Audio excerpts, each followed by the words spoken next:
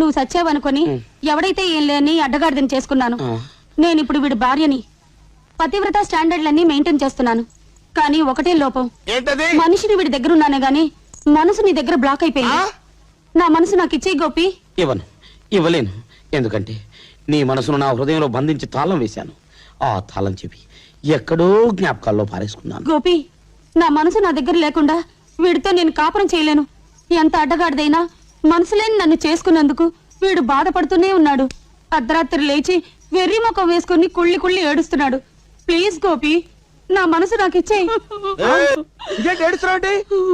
ఉప్మా చేశానండి. ఉప్మా చేస్తే ఏడుపెందుకే? ఉప్మా చాలా బాగా కుదిరిందండి. బాగా కుదిరితే సంతోషించాలి గానీ అలా ఎక్కిలెక్కలు పెట్టి ఏడుస్తావంటే వెర్రి మహా. అతడికి ఉప్మా అంటే చాలా ఇష్టం అండి. ఎంతగాడికి? అదేనండి, నా గోపికి. నీ గోపికి ఇష్టమా? విజిటింగ్ కార్డు ఇచ్చాడుగా, అడ్రస్ వెతుక్కుంటూ వెళ్ళి చక్కరేసుకొని తినిపించినా పో. ఛీ, నేను పతివ్రతనండి.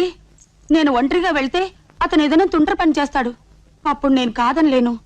అందుకని మీరే వెళ్లి గోపికి ఇచ్చేసరండి.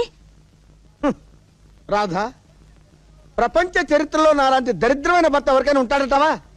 నీ మాజీ ప్రియుడికి నేను ఉప్మా తీసుకెళ్లి ఇచ్చిరావాలా?